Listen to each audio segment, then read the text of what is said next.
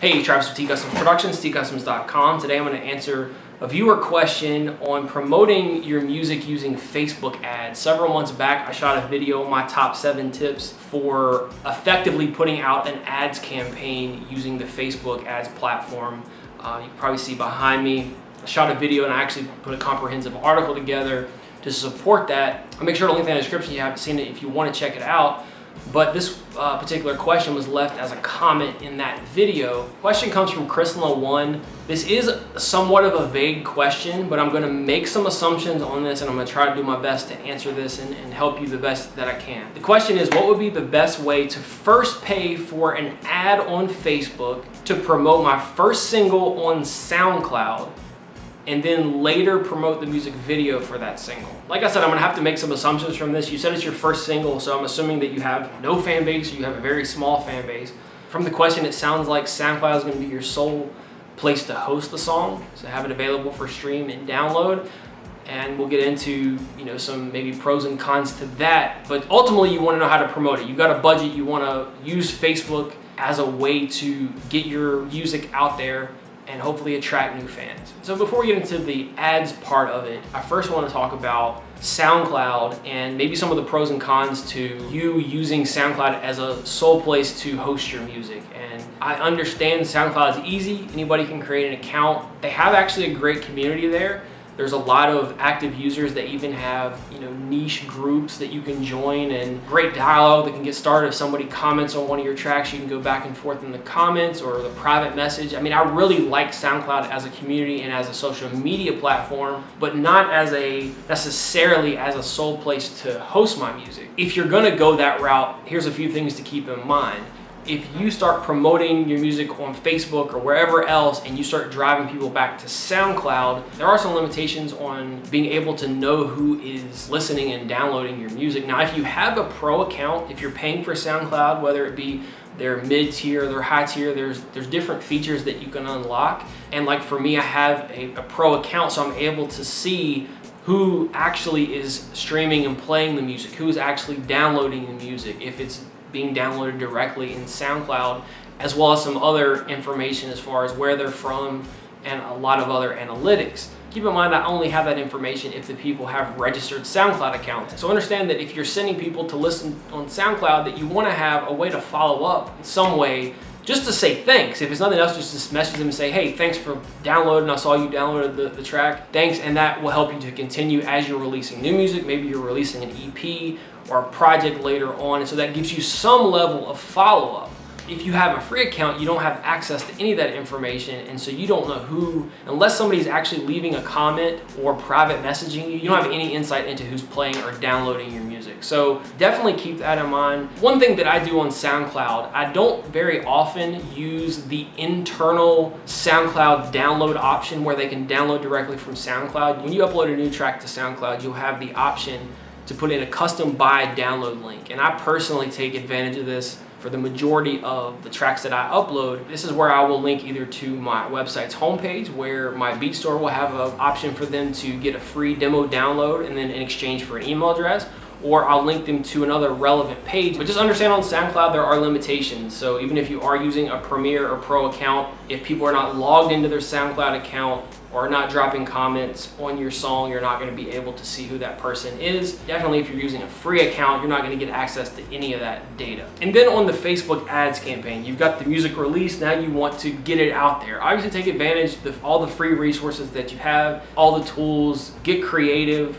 come up with creative ways to market and promote. But if you've got budget, you want to put it into Facebook ads, I highly recommend it because it is a very powerful ad platform, like I'd mentioned in the previous video. If it's executed properly, you have to make it work for you. The audience is there. You can't deny over 1.5 billion users. You can't deny over like a fifth of the world's population being active, but you don't want to target all of those people. You don't want to target all fans of Kanye West, tens of millions of fans that he has. Like, that's too large, too widespread of an audience. So niche targeting, understanding different types of campaigns really spending time with it. I mean, there's no way around spending time with learning the basic Facebook Ads Manager and also getting into the in-depth Power Editor. Gives you myriad, like just infinite possibilities when it comes to targeting and custom audiences, but you've got to learn that. So you can't just half-ass a campaign and expect some big return and some big results. Put out a few other videos, I think, on Facebook ads, and then there's some articles on the site,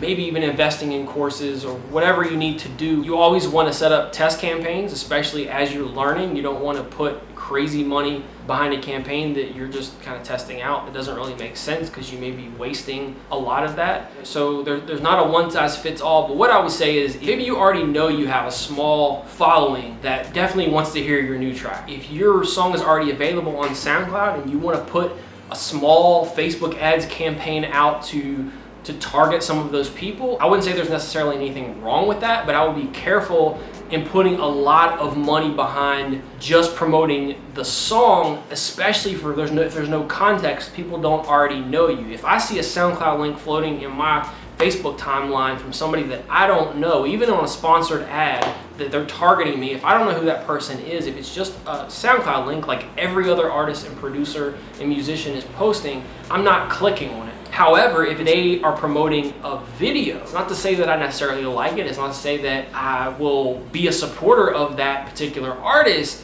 but it at least gives them the ability to reach me, because a SoundCloud link is not even going to faze me because everybody else is doing it. But a music video, I would at least give it maybe a few seconds. If I like it in the beginning, maybe I'll listen a little bit more, and that's why obviously your video's got to be good, the music's got to be good. Videos, your content's going to be much more engaging. It's a gateway into your music. If I personally were running Facebook ad campaigns and wanted to get the most exposure for a single that I'm releasing and I had shot a quality music video to it, I would put a lot of my ad budget behind that. I would stack, maybe even test out a couple different campaigns. With Facebook ads, there's different ways to set them up. So if you're promoting the video, personally, I would experiment with doing one based on video views. In the text of the ad, you could also have whatever relevant information about the song, the artist, or anything else that's relevant, but also is an ideal place for you to have a link to download. So if they like it, oh wait, here's the link to download. So instead of force feeding the song itself, you give them some sort of content up front